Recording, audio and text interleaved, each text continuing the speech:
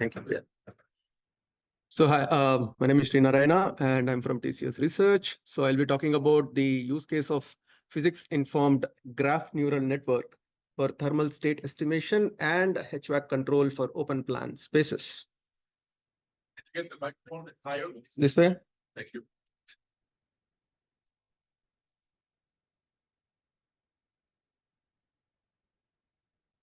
Or is it not moving? Yeah. So by definition, open plan spaces are large open spaces such as this room or maybe even larger than this, which does not have any fixed hard partitions in the room, right? And more by and large, they are cooled by multiple air conditioning units such as cassette ACs or maybe VAVs. And usually these air conditioning units have independent controllers which are driven by PID. And normally there is no coordination among the air conditioning units. Now, coming to the thermal comfort, I mean, it's well known that thermal comfort is affected by various factors, but largely the environmental factors that affect the thermal comfort are the air temperature, the air humidity, and the mean radiant temperature, right? Obviously, the measured parameters are the air temperature and the humidity, while MRT is usually not measured simply because it's just too complex and it's not measured during runtime. Now, consider a situation where there are two occupants in the room, right? One may be sitting close to the window or glazing, and another user may be sitting far away from the glazing, right? And these two areas are cooled by two independent air conditioning units. Now, if you maintain the same room air temperature set point for these two air conditioning units, assuming that it's a hot summer day, then you might still see that the person who is sitting close to the glazing may be feeling hot simply because the MRT or the mean radiant temperature is going to be naturally very high near the facade. And as you move closer or towards the middle of the room or maybe even farther away from the windows, you may feel cold, right? So one way to negate this effect is to have two different set points, right? Or maybe have a slightly lower set point for the air conditioner, which is close to the window, and maybe further away, maybe you can have a slightly higher set point. Now, what this will induce is a natural air mixing because you are going to create a temperature differential in the room. Air is going to naturally mix.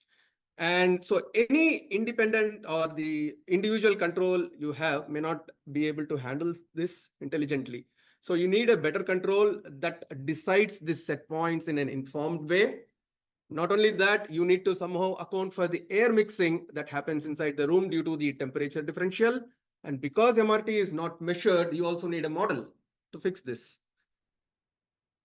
Now, two popular techniques that are available in the literature, obviously everyone knows about these, are the MPC, the model-based predictive control, and the model-free based control, right? The MPC would naturally require a very accurate model to come up with an optimal policy. But then the model development is quite difficult, right? It requires a lot of data to calibrate the constants that appear in the governing equations. Now, RL, on the other hand, maybe it's quite easy. It just learns directly from your environment, and the agents interacts directly with the environment there to learn an optimal control policy. But then it requires a lot of exploration in real world, right? That may not be possible in a building setup because a lot of operational constraints, right? If you play around with the set points, then obviously the comfort is going to get compromised, and the building operator may not want to actually try out RL. So naturally, the interest is to come up with a very good accurate model with less data that both even RL can use. RL can also use the models to learn offline and then maybe do limited interactions online to learn a better policy. Obviously, MPC is going to benefit with the accurate model. So this is where we thought, why don't we combine or start looking at physics-informed neural networks, right? Obviously, there is a lot of text here. I don't want to go through each and every of those. I'll just highlight very few boxes here, right? So what does spins do? They naturally convert the governing equations to an optimization problem by incorporating them directly into the loss function of your neural network. One might think that spins are relatively newer. On the contrary, they are not. The first ever known work was already done in 1997. Unfortunately, they did not have any citations for next 20 years unless Rezi et al. Picked it up, right? And one of the biggest advantage of a neural network-based method is you can really parameterize on different initial and boundary conditions. And the inference is quite fast because it's just going to be a forward pass of your neural network. And contrary, if you are going to use the traditional equations to solve the ODE, anything changes, let's say the boundary conditions or the initial conditions, you have to solve the entire equation from the scratch again at every time, at every intermediate times. So that is again challenging, right? There is some piece of work already available in the literature. I mean, this is our previous work, which was published in PhyGICS 2022. So maybe you can, if you want to read more about pins, you can refer to our paper. Now, coming to the problem itself, obviously, the idea is to reduce the overall HVAC energy here across all air conditioning units that cool the open plan space, subject to the constraints which are actually the thermal model itself, right? The air temperature model, the wall temperature, the window temperatures, and the humidity, right? In this case, we used a simple PPD metric, which is a very well-known metric to calculate the thermal comfort, which is called predicted percentage dissatisfied. So how many number of people are actually unsatisfied with the current environment? That's what the metric tells you. It has to be less than 10% according to ASHRAE, right? And PPD is a function of your air temperature, humidity, and MRT, right? Like I said, MRT is very hard to measure. It's not even measured in practice, right? Because it depends on various factors like orientation of a person inside the room, the solar radiation, the wall surface temperatures, and all those things. So in this case, what we used was we approximated the MRT to a simple area weighted temperature values to your wall temperature, window temperature, and the room temperature at each zone. So obviously you might ask, right, what's the challenge? I mean, you can solve these equations using traditional methods or a purely physics-based approach, right? So remember that there is a mixing term, which is m dot j that appears in the air temperature equation. That again is a function of your temperatures. So there is a need for some kind of a fixed point iteration to solve this set of equations, which again becomes challenging in terms of computation time. And next one, data-driven approach, yeah, LSTM. Maybe you can think of using LSTM, but that works beautifully well when all the states are fully observable, right? When there is partially observability, it may not work. And it has been shown in the past that LSTM may also give you unphysical results simply because it's a neural network based model, right? And the humidity may go negative, which is like, yeah, not possible. And next comes the regular pins, right? I mean, this is let's say you are using a simple physics based neural network. They work beautifully, right? But the problem they face is the scalability. They may not scale very well when there are multiple air conditioners in the room, and then you want to like come up with a very good thermal model, right? And requires complex neural network architecture and maybe increased training time. So in Crux, what you need is a thermal state estimator that is quite fast as well as scalable. So this is what we propose, right? Wouldn't we leverage some of the graph principles in this case? Because actually, yeah. So what are graphs? I mean, it's a simple neural network that acts on a graph. So graph have nodes, there is a connectivity, and each node has some features, and so do the edges. They also have some features.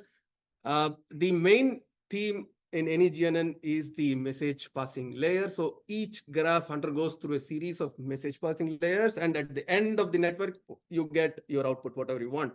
And the graph also comes in variety of forms. There is node regression, there is edge regression, and there is an entire graph regression. What we are interested in the current case is just the node regression, right? Because we are going to divide the entire room into smaller number of nodes, and we are interested in the state parameters at each and every node in the room.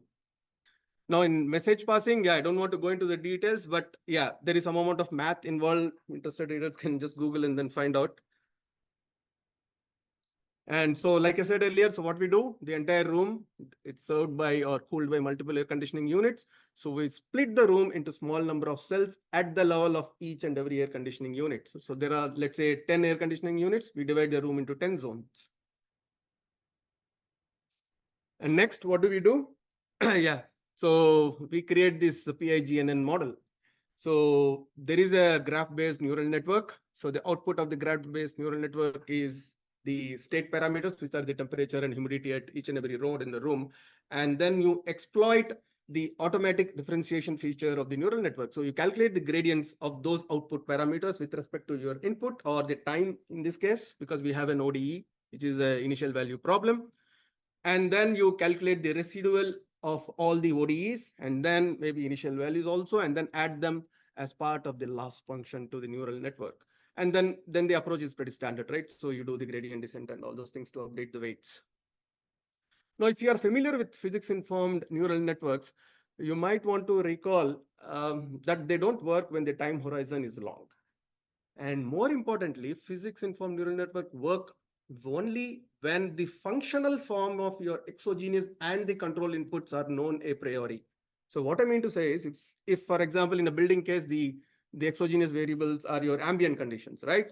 So it works, the pins work only when the exogenous values, functional form or the closed form expression of those variables in terms of your input variables are known a priori. It doesn't work otherwise. So what we came up with here was something intelligent. We came up with a time resetting strategy. So idea is you split the entire time window over your simulation duration, whatever, into multiple chunks of smaller time slots. And at the beginning of each time slot, you reset the time to 0. That's why they name time resetting strategy. And within each time window, you assume the exogenous and the control inputs to be constant. For example, the blue and the green lines, right? They are pretty much constants. And it's an initial value problem. So you give the initial values of the state parameters at the beginning of time t equal to 0. And what pins do is beautifully, they will capture the variation in your state parameters in that small window. So this is more or less equivalent to if you are receding horizon in control thing, right? So that's what we exploited here. And if you look at the node features, so we have this following set of 9 or maybe 10, I don't know. Yeah, maybe 9 state, the node features at each and every node in your domain. And we also came up with this edge feature because the air mixing happens between two cells. And it is due to the temperature differential between the two nodes. We thought, why don't we represent the edge feature as simple difference between the temperature across those two nodes? And remember that the control action in our case is the temperature set point. The exogenous variables are the ambient temperature and the solar radiation. Another interesting feature that graphs offer you is what is called as subsampling. So for example, in this entire box, I mean, you can treat the entire box as a single graph, but it is comprised of disjoint small graphs, right? There is a 2-cell graph, there is a 8-cell graph, 6-cell graphs, and 16-cell graph, right? So graphs even work with this. Even when there are multiple subgraphs within a big graph which are disjoint, they still work. And I will tell you what is the advantage of this maybe in a while. And this is our controller, right? So you have a building, you have a BMS system, and yeah, you have a controller which works on PhyGICS thermal model, and then optimizer gives you the temperature set points. The BMS takes those set points and actuates each and every actuator, and then the state evolves, and then the state is given back to the controller, right? I mean, it's a standard MPC structure. So experiment setup, yeah, we considered a layout which is cooled by 16 air conditioning units. And we evaluated across 2 different scenarios, right? One is evaluate the graph-based physics-informed solver or the thermal model evaluation, and then comes the control evaluation, right? For the ground truth, we used backward Euler, right? Backward Euler is a pretty standard technique to solve ODEs. It is quite accurate, and also it is unconditionally numerically stable. So that's the reason we use backward Euler as our ground truth. And regular pins without the graph, I mean, the regular neural network-based physics-informed thermal model becomes our baseline. And to be fair to both pins and PhyGICS, we thought we keep some of the hyperparameters to be constant, right? When you compare those two. And the control evaluation is done across 4 different baselines. One is having a constant set point across all air conditioning units. PL2 have a spatial variation in set points. Maybe intuitively you can set the set points of the air conditioning units which are close to the windows to a slightly lower value, and then maybe increase that value somewhere in between, right? The BL3 is your MPC plus the backward Euler, which is quite accurate. BL4 is your MPC plus regular pin, and then we compare it with physics. The controls time step which we used was 15 minutes, and we compared it across energy and thermal comfort metrics. Thermal model evaluation, yeah, the first set on the left side, right? It gives you how the PhyGICS perform with respect to the baseline, or not the baseline actually, compares with ground truth, sorry, yeah. You see the both blue and the yellow lines match perfectly, which means the prediction is quite accurate in this case. The middle column compares the comfort metric between PhyGICS and the regular pins, right? Regular pins, the bottom one on your middle column, they don't match very well with the ground truth, whereas pins, I mean, the PhyGICS do a very good job, right? The last column is what that's interesting, right? Like I mentioned earlier, the graph PhyGICS can easily exploit the subgraph or the subgraph sampling feature, right? So what it tells you is if you used to train a regular pin, you have to train independently on all these cell configurations separately. Whereas PhyGICS can train on all of them in a single shot, in a single training process. For example, you can see the graph there. The blue line indicates the computation time, and the yellow one is the model errors, right? Regular print takes anywhere from 8 hours to 72 hours when the cell number of cells varies from 2 to 16, right? And the errors also varies from 0.4 to 9%, which is the 9% is a significant error in your thermal parameters, right? Whereas the PIGNNs, because they train in a single shot, they take only 22 hours for all cell configurations. And you also see that the model error is less than 1% for all different cell configurations. So what it means is PIGNNs can scale really very well. One of the biggest advantage of this is you can train across multiple buildings in a single shot. Let's say this room has maybe 2 actuators, maybe some other room in some other building may have 10 actuators. You can bring all of them together in a single graph and then train them together in a single shot. That's one of the biggest advantages of PIGNNs. And this is my last slide anyway. So yeah, comparing it with the baselines, right? On the top left, I've just shown a snapshot of how the thermal comfort looks like. BL1, yeah, there is a red color region, which means the comfort is compromised there. It's quite discomfort, especially near the glazing or the facade, right? It's quite hot. BL2, because it uses a slightly lower set points near the perimeter region, it is still able to improve the comfort, but not that good. Maybe you can still improve it, right? Obviously, your BL3, MPC, and PhyGICS both use MPC solvers, so they're perfectly fine. The PPD is maintained within 10% in all the cells. All right. And if you look at the performance metrics, the bottom one here, the energy and the discomfort, I don't want to go through all of it. I'll just focus on BL3 and PhyGICS because they do much better than the as-is condition and the other baselines. And in this case, you see that PhyGICS is comparable to BL3. BL3, like I said, it uses a backward Euler, so it's the best solution that you can get in practice. Now you might ask, okay, BL3 is very good, so why do we need even PhyGICS, right? So that's where the right side comes into picture, right? When you compare PhyGICS and BL3, the optimizer needs approximately 500 function evaluations to even arrive at optimal solution. Now BL3, which is a backward Euler based scheme, takes on an average about 1 hour and 23 minutes for those 5,000 function evaluations, whereas the PhyGICS or the PIGNN, the thermal model, takes only 12 minutes for those function evaluations. And remember that control time step is just 15 minutes, which means any real-time application you're going to use, BL3 may not work because it's going to take much longer time to come up with the best solution, whereas the PhyGICS just takes about 12 minutes. So it can solve or come up with the policy within 15 minutes time interval, right? Even when you try to reduce the function evaluations to 900, just to see what happens if BL3, the function evaluations are reduced to 900, which fits within the 15 minutes interval, you see that the BLC performs very poorly compared to PhyGICS. So the point I want to make is it's very promising to use physics-informed graph neural network, especially if you are looking at problems that do not, or you require scale in those problems. And also you want to make a very fast decision making in real-time control, right? So yeah, so with that, I would like to conclude my talk. Thanks, and I'm happy to take questions.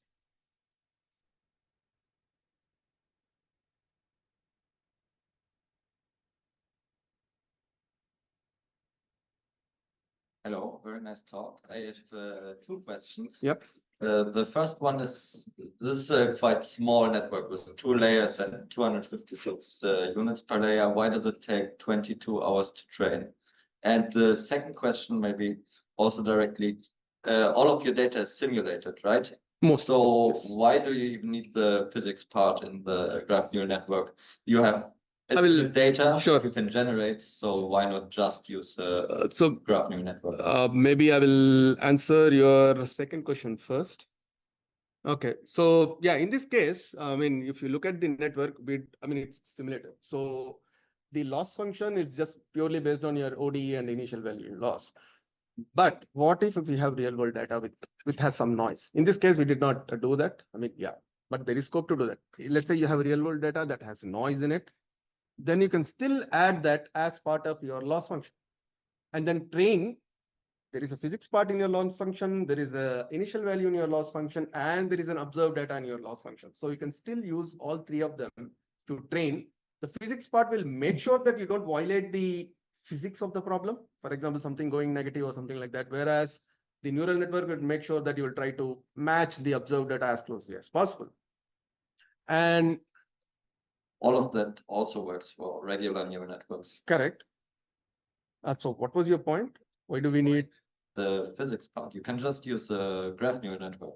Like the Ah, red correct. part, I So really yeah, like. that's what I said, right? If you are going to use a purely data-driven approach without the physics part, it didn't work because it violated the physics in some cases. For example, we tried LSTM. We also tried the regular graph neural network. When there is just the observed data, there is no physics part involved.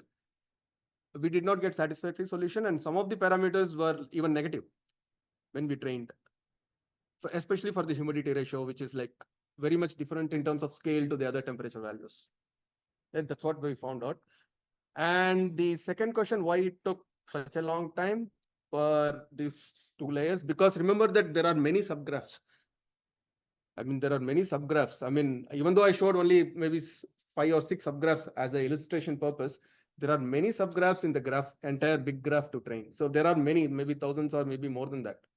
It's not just we are training on 16 cells. We are training on clusters of many subgraphs together. So the nodes could be very high, even order of 10,000 and so on. It's not just 16 nodes. Other questions?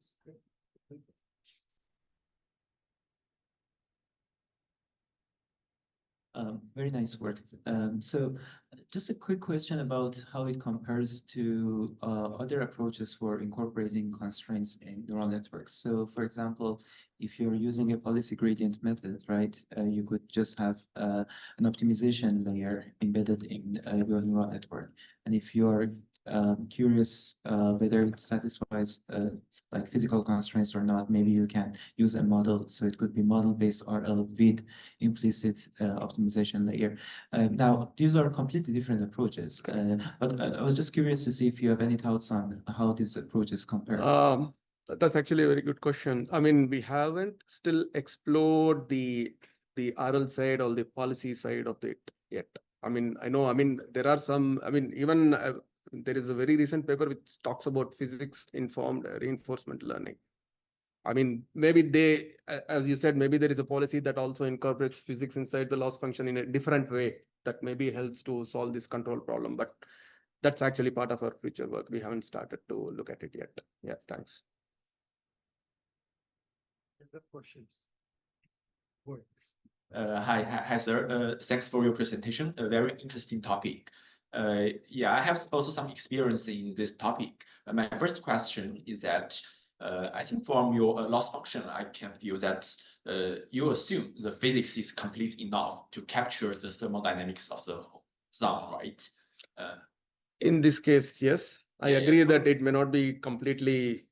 Yeah. Normally, in PI, they would add a data loss to use real world data to regulate the loss function. Correct. So that you can capture additional factors. Exactly. Like the Exactly. transfer from other zones. Correct. Correct. So, like I said, even when I was answering your question, I said there is a scope to include that data loss term as well. But since this is purely based on simulation-based study, we did not introduce any artificial noise to data and then incorporate them as part of data loss in this case. But then that could be done, and that can give you additional insights or capture a better feature, actually. Yeah. Okay. My second question is that from your introduction, I see you discretize the time into different periods. And which is different from the traditional PIN, because PIN they are normally doing with a continuous time process, right? Exactly. Yeah. So, but in order to adapt it for control problems, you need to discretize them into different time slots. Right. And also, you will need to set different boundary conditions up to at each period, right? So I'm wondering, how do you process the data set? When you actually when you solve the pins, you solve only for a single time slot. You don't move across time window just like a receding horizon. You don't move. All you focus on is one time slot. That's what you take. I mean, time varies from 0 to tau. That's the window of one slot. So you parameterize your time constant between that 0 and tau range. And you sample for all the input features, like your ambient, your solar radiation, like what all features that you see. You sample each and every values of those from their known range, right? So you solve only for one time slot, and then that is generic enough to capture for any boundary conditions. That's what I said is the advantage of pins, right? Even if the initial condition or the boundary condition changes, because you're sampling from a known range and bounds of the parameters, no matter where that time slot appears in your window, you will be still able to use the pins for that window. And it's a generalizable pin thermal model. Yeah. Okay, so have you evaluated the actual extrapolation capability of the models? Yeah, that's again a very good point. Pins don't extrapolate very well. It is very, very sensitive to this time window length actually. Yeah. So Right. this is a It has to be set. small enough simply because you're assuming the exogenous variables to be constant. I cannot choose a 1 hour window simply because the ambient conditions will definitely vary within that 1 hour. So I had to intelligently choose what the tau is so that, I mean, I don't have to extrapolate that much, right? So the tau in this case we choose was just 15 minutes, which is same as the control time stuff. It's reasonable to assume that the ambient doesn't vary within the 15 minutes interval. You can even choose it smaller. Maybe you can keep it 5 or maybe even less than that. But remember, as you reduce that time, you're going to take much more computation time to, it requires a complex neural network architecture also again. So everything is coupled to that. Yeah. Okay, I see. Thanks for your explanation. Thanks. Yeah. So let's thank, can we take it out to? Thanks.